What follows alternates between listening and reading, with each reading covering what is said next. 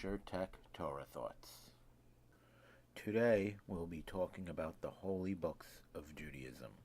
The first and most pivotal work of Judaism is called the Torah. The Torah was given by God to Moses at Mount Sinai. It consists of 5 books: Bereshit, Shemot, Vayikra, Bamidbar, and Devarim. Bereshit in English is Genesis, Shemot is Exodus, Vayikra is Leviticus, Bamidbar is Numbers, and Devarim is Deuteronomy. The Torah is written on a parchment scroll. The parchment comes from the hide of a kosher animal that is treated, thinned, and then written on with a special ink using a goose feather. In traditional Judaism, the Torah is broken up into sections called parshas, which are read in the synagogue on Shabbos morning.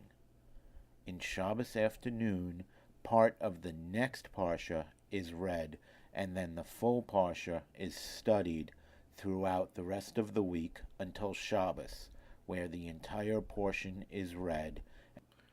Orthodox Jews believe the Torah was written by God himself and then handed to Moses. The Torah existed before this world was created, and God used it as a blueprint to create the world. That is the importance of the Torah to Judaism. It takes a full year to read the entire Torah. The next work in Judaism is called Nevi'im, which is the prophets. The prophets are written by man and is broken down into several other books: Joshua, Judges, Samuel, Kings, Isaiah, Jeremiah, Ezekiel, Hosea, Joel, Amos, Obadiah, Jonah, Micah, Nahum, Habakkuk, Zephaniah, Haggai, Zechariah, Malachi.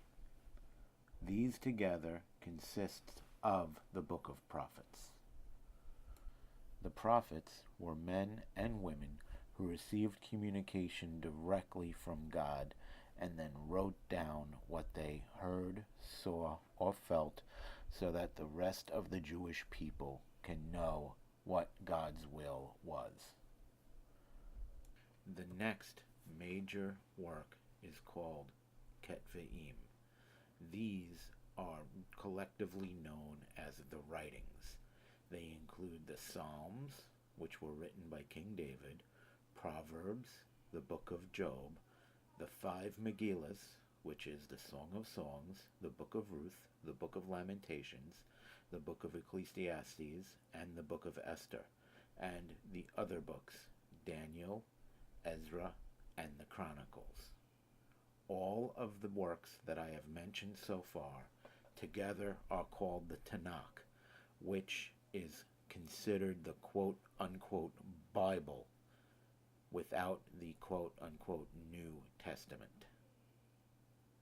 In Judaism, it is simply called the Tanakh, and it is the foundation of modern Judaism.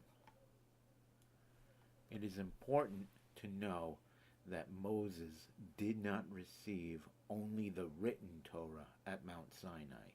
He also received what is called the oral law. This is explanations and other laws associated with Torah that were handed down from generation to generation as part of the oral law. This oral law has a tradition of going back all the way to Moses at Mount Sinai, which was handed down to the leaders of each generation.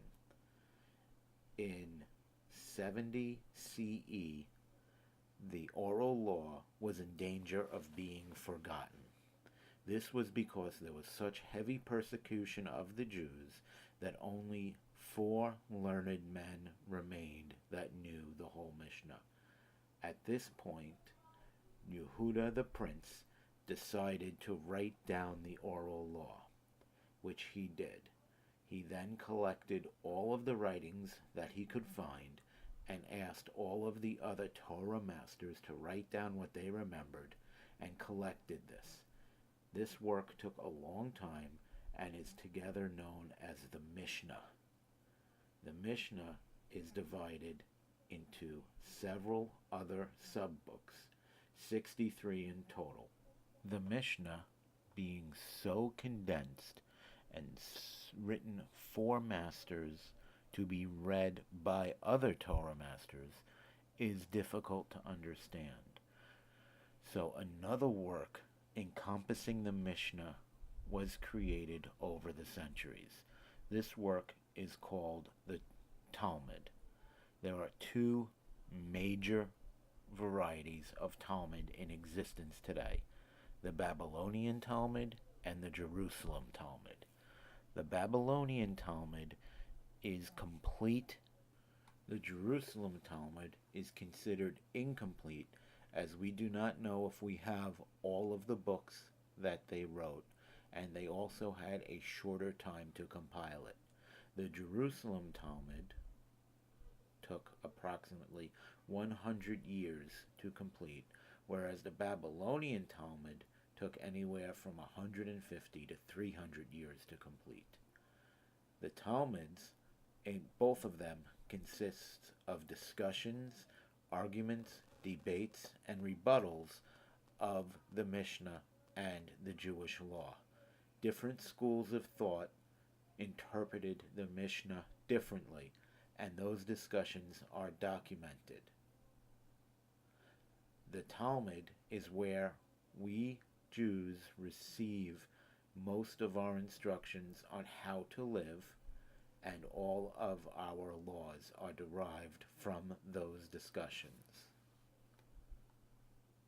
The next book, which I am going to discuss, is called the Shulchan Aruch. This translates literally as the set table, and it is meant for every Jew to be able to read as Jewish law as it pertains to society. Throughout the generations, different versions of the Shulchan Aruch have been written, which apply to the times they are written in.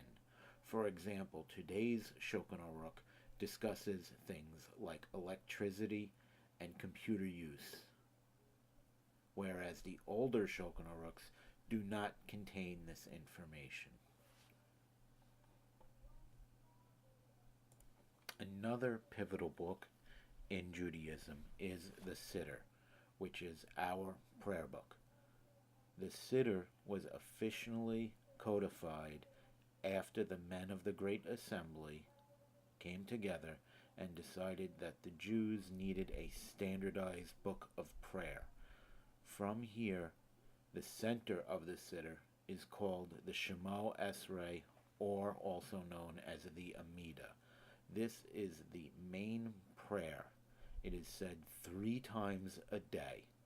On Shabbos, another Amidah is added to make 4 prayers daily. And on Yom Kippur, there is an even additional section to make 5 total daily prayers.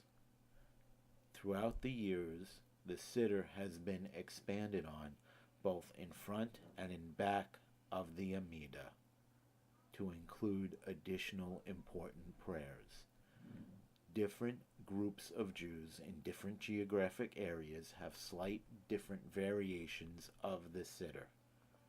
Some of them have been lost to history, some of them are no longer used, and some of them are continued to be used to this day.